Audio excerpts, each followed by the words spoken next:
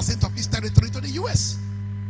America purchased Alaska from Russia and purchased Hawaii from some Japanese, monarchs and so on in 1950 something.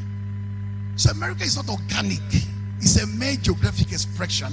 But the critical success of America is that the founding fathers rallied the people around a common bond of philosophy and ideology. They built a powerful constitutional framework that dissolved all these multiplicities of identities to create an American identity. So whoever you are, whatever you are, you have built yourself on the American spirit and American dream. So even though we are founded by colonialism, an enterprise that came to exploit and plunder us, we can still build a nation on the basis of that history by overcoming the limitations of colonialism and then founding our brotherhood and sisterhood on a common identity, on the vision. That is the lesson we have to learn, and that for me is the central crisis of Nigeria. Maybe Salah and other things, these are problems, but these are the bigger problems, because when we are not reconciled to our founding and accept it, then we cannot even stay together to build a nation we should be proud of. The second thing to note in our history, set on our people a sense of consciousness and identity. I'm Igbo. The former Senate President is Igbo from Enugu State. Before colonialism, possibly I wouldn't know whether Ebonyi and Enugu will ever come together as one. So the colonial enterprise created a sense of urgency of people coming together. That's why the likes of Zik, Okpara and the rest of them became towering Igbo pay figures. The sense of Igbo was nothing before colonialism. You may have the Aro Igbo, you may have the Inri, you may have the other parchments of Igbo, states and small principalities. But the unified Igbo consciousness is a product of colonialism. A unified Yoruba consciousness is the product of colonialism. A unified Ijaw consciousness is the product of colonialism. So colonialism provided us the tool with which to battle it to a standstill. A sense of ethnic identity and national consciousness. The other point of our history worth noting, Nigerian leaders, even from the colonial times, they were struggling to overcome colonialism. Right to the time we have a post-colonial order. Forgot how the nation was founded on the basis of structural equality. Two structures came together as a subject, like two human beings. A northerner and a southerner came together in a marriage of equal. Until you understand the quality of the north and the south, in spite of geography and demography, this country will never be one. And I can bet you the crisis of this country today is enlarged because over time, this structure decomposed into so many things, from regions to states. One zone became bigger in number, some smaller, some more LG, less LG, more constituencies, etc. So when you come to parliament, he said, I have more number than you, so I can hold you to hostage. That is against the spirit of Nigerian founding. It was founded on mutuality, equality, fraternity, and brotherhood.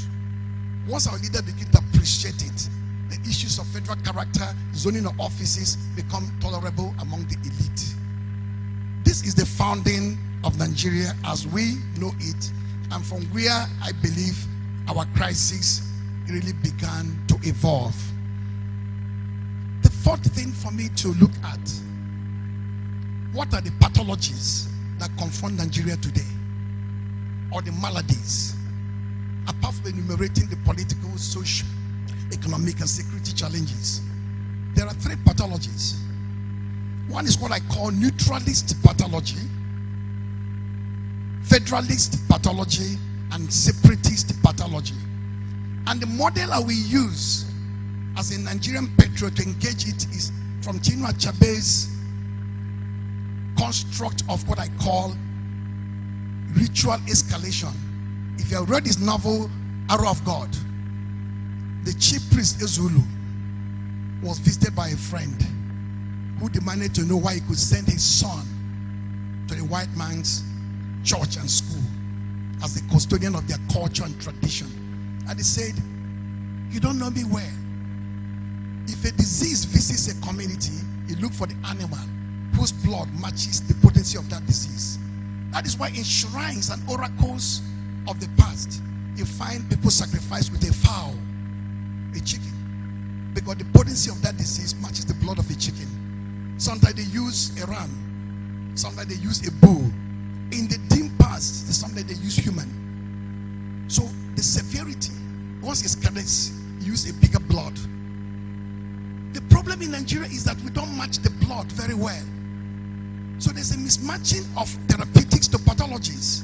That means a crisis to be solved by civil society is abandoned by them, and those elected into office begin to grapple with it.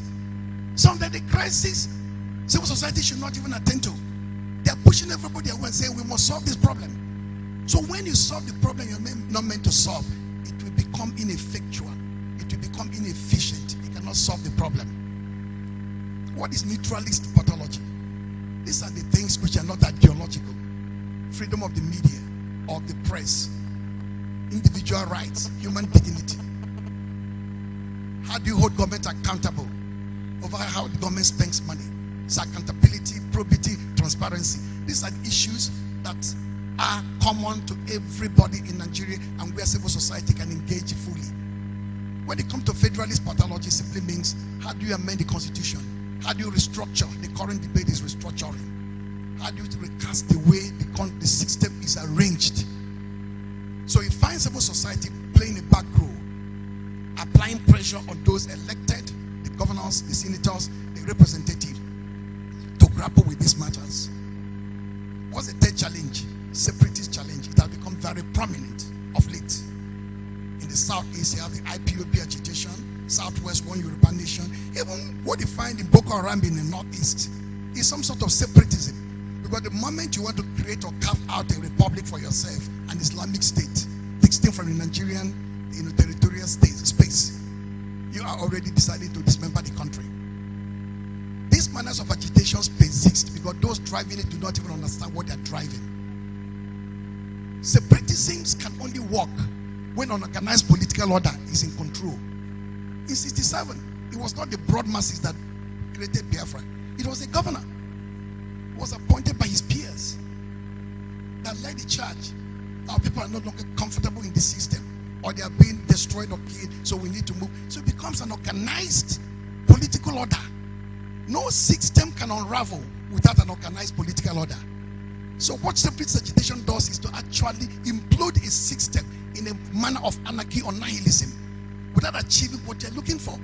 Because you need an established political order to engage the system for you to say, we no longer believe in Nigeria as it is, we want something different.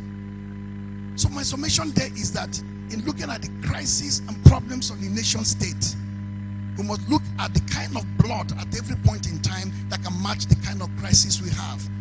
The moment we take note of this kind of lesson, people can decide to put their energies together to build a Nigeria of their dream. Now for me, what is left for me is to look at the roadmap for the moment and for the future. The first thing as a way forward, I suspect that in spite of some good this government is doing, it is surprising that since 2015, this government has been on a combative mood. Maybe years and years or decades in opposition from 1999 has implanted in the consciousness of this government the idea of combat. Adversarial. The government is adversarial in nature. Any attempt to criticize is pushed back ruthlessly. Any attempt to question policies or programs, sometimes that may not be working, is aggressively put down. So the government has to transit from combat to cooperation. Once you move from oppositional politics to governing mode, it means that you have now become broad-minded with the fervor of patriotism to say this government is the father of all. Even those who are virulent in opposition, even the youth of NSAS movement, these are all part of Nigerian conversation, and the government must accommodate shades of opinion. The moment government lowers its rhetoric and stop less ideologizing into governing properly, I think the country will become to find some bearing that we're not finding today. And that goes for the opposition parties too.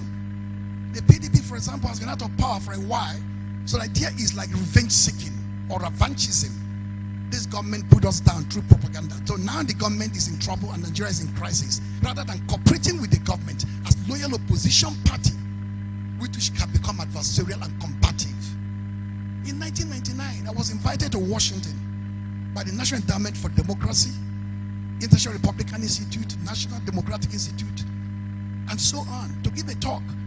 And the hall was flooded by Nigerian security operatives from Washington and New York. Udenta, National Secretary for Alliance for Democracy, an ideological force of Nadeko and so on, was coming to put Obasanjo and PDP down. I said, no. If the foundations and infrastructure of democracy crumbles in Nigeria in 99, the new military order will not say, AD, come and take power.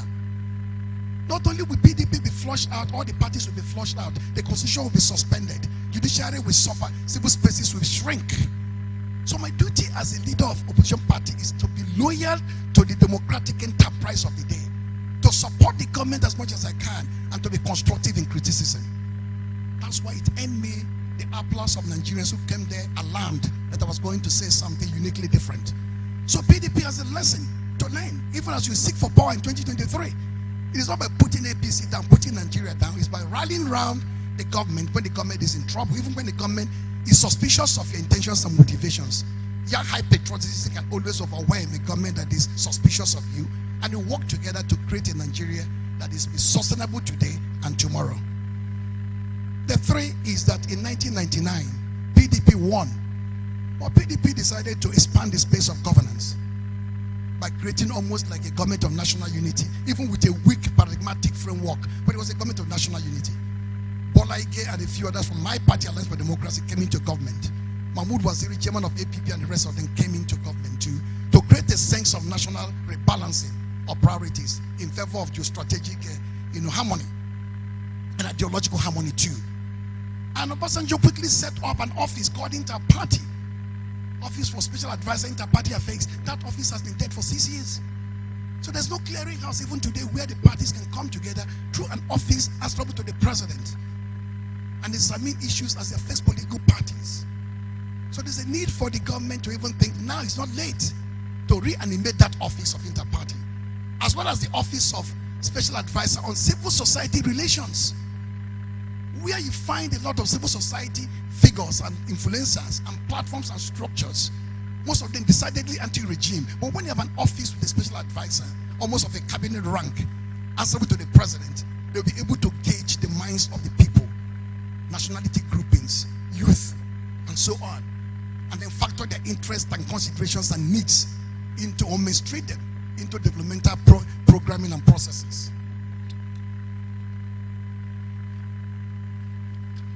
We're almost done. So now the government too should think in terms of a multi-stakeholder dialogue series. It's not enough to deploy high-ranking government functionaries. Every now we have a breakdown of law and order across the regions or the zones and say, let the NSA, the Chief of Army Staff, be deployed to the Northeast zone to consult with the people. That is paternalistic. That is hand-me-down. You're handing something down. It's not bottom-top. Robust conversation means an unpleasant conversation, what is called the messy truth. You must bring those who do not even like your government into the conversation. You must look you eyeball to eyeball, Mr. President. You have done well in this area, you've not done well in this area.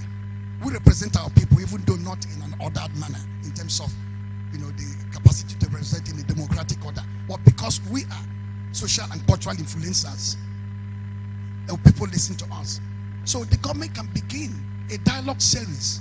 It's not a constitutional amendment process or restructuring, a dialogue series to bring the elite of the country together. Because once the elite operate in an incoherent and manner that lacks cohesion, the society cannot know peace. Being an expert in conflict studies and peace practice, I do know there are organic conflicts. They exist. You can't do anything about them. You can use conflict indicators, early warning system to measure these conflicts, the regularity of frequency and tempo. But they're conflicts that are mechanically imposed. So when the elite are angry with the system, they turn their back on the system. So when conflicts are emerging, they will either pro the conflict along or they completely become indifferent to the character and shape of that conflict. So by engaging everybody into a mix of dialogue, the government can begin to reduce the operations of mechanical conflict, and they have the space to deal with organic conflict. But for me, the biggest thing to do in order to find a way forward is to summon the nation's intellectual resources. I dare say that in the past 21, 2, 3 years, this country has not summoned its nation's intellectual resources. And our former Senate president is going for the presidency. If we win a party nomination and maybe win the presidency, my mandate is that you should summon the nation's intellect. At every turn in human history, in every epoch, quantum human transformation has always been preceded by the summoning of any nation's intellect. So you don't summon parliament. You don't even summon traditional institutions. You summon the best in political science, in philosophy, in cultural production, in corporate strategy. Every sphere of human endeavor has its highest intellectual exaltation. These are the people you will summon for weeks on end. That's what China did. China came out of a rot from the Japanese war of imperialism to the civil war that led to the flushing of the Kuomintang into Taiwan, to the brutality of the Maoist years and the Cultural Revolution, to the summoning of the spirit of the national intelligentsia under Deng Xiaoping in 1978. That's why there was a radical turn in Chinese history, a rupture between the dogma of the Mao years into a much more reform-minded, overcoming contradiction with practice. China summoned the best of its intellectuals, and that's why today research and development becomes the key engine of Chinese economic miracle. So for Nigeria today, it is not even late for this government to begin to summon the nation's intellectual resources. But going into post-2023, let it be stated, and I'm on record, not one single party can govern Nigeria or hold this country together anymore. If APC wins in 2023, this country will unravel. If you want to govern us in the old ways, same with PDP. And one way of trying to bridge this gap for the future is by the two parties and other parties too, and civil society recognizing the need for the totalization of this national intellectual force. Once we bring it together, we'll not only be dealing with what the challenges are, why the challenges persist, when we want the problem solved, but for the first time, we begin to have an opening into the strategic framework for confronting these challenges and overcoming them. At that stage, we have answered the how question. How do we solve the problems we have been laid bare? Thank you for listening.